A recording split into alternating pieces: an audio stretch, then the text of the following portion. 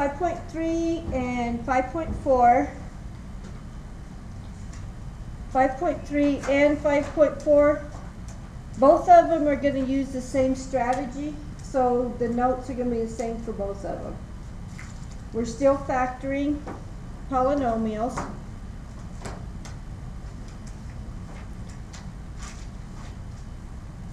Okay, when we were factoring polynomials before, usually you had something that looked like x squared plus 10x plus 25. You had something like that, and what we did is we figured out what you multiply to get the last one. We did it like this. We did 1 times 25 or 5 times 5.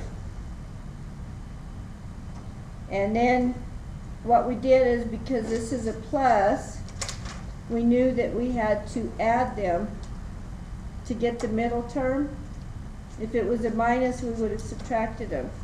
So if we were adding them to get the middle, these two add up to make 26. These two add up to get 10. So we knew that this was the two factors that we would use. It was a positive 10. This is the sign. The positive 10 meant they were both positive. So we had the factors x plus 5 and x plus 5.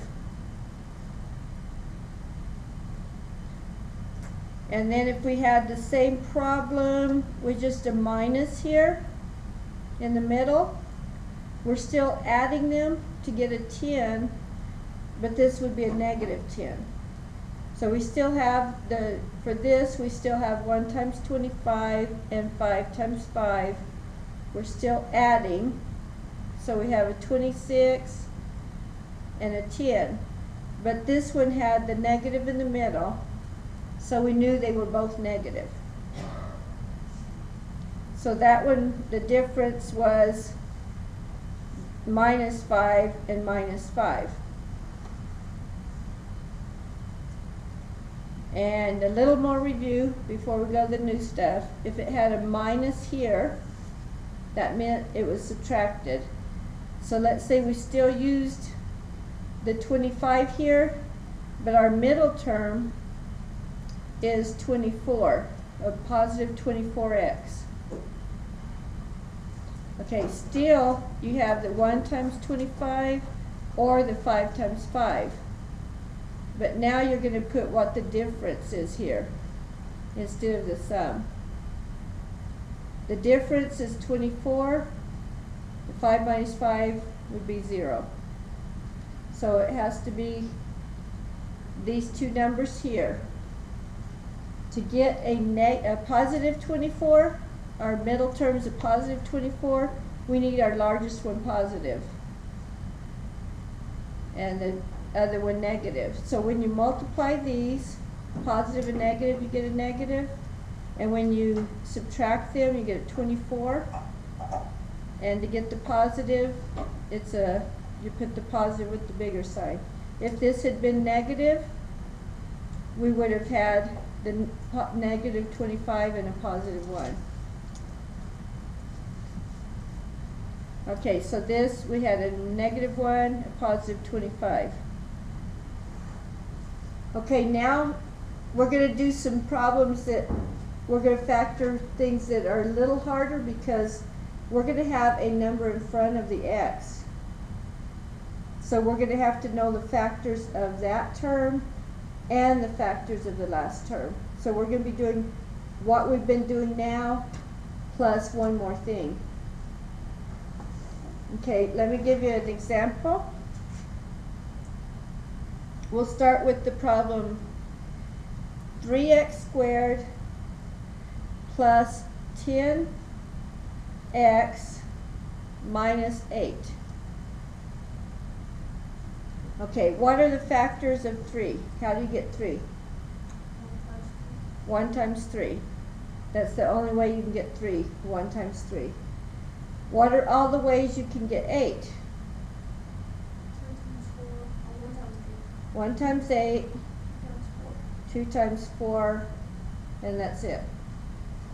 Okay, we're going to have combinations, like the 1 times 3, we're going to do it to the 1 times 8. But we're going to do it two different ways. I'm going to move this over where we have more room to do all this. The 1 times 3, we're going to do it times the 1 and the 8 as the 1 times 3 or the 3 times 1. Okay, first of all, we're going to do the 1 times 1. We'll have 1. We'll do the 3 times the 8 is 24. So we have a 1 and 24. I put that in the wrong place. That'd be a 1 and a 24 here. Okay, this one, I'm going to have to move it because I messed up. We'll do the 3 times 1 is 3. And the 8 times 1 is 8. Okay, we also have to do this for the 2 and 4.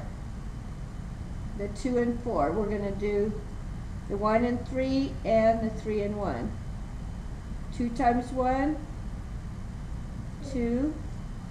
4 times 3, 12. 2 times 3, 6. 4 times 1, 4. Okay, now we need to know, are we going to be adding or subtracting these numbers? Look at this right here. We're going to be subtracting them. 1 and 24 gives us 23 when we subtract.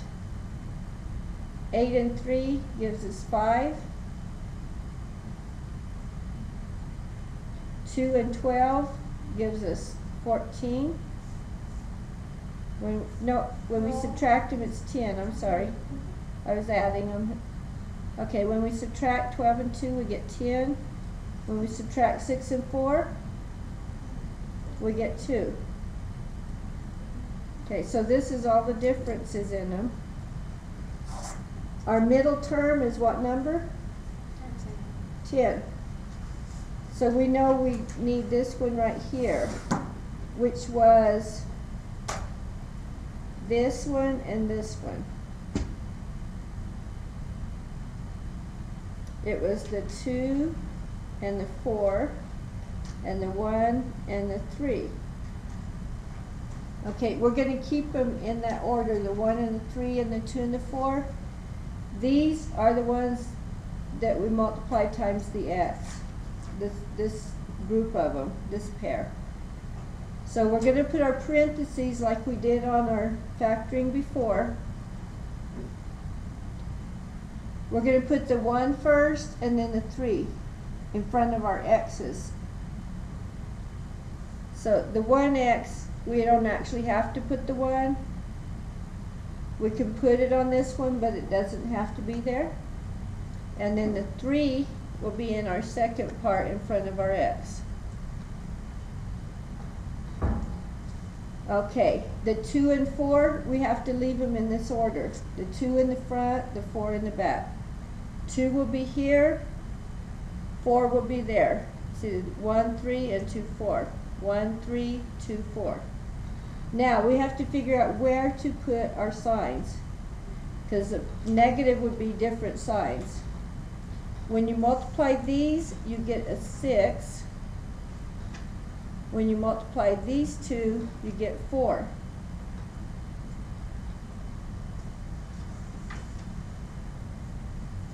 Okay, you need a positive.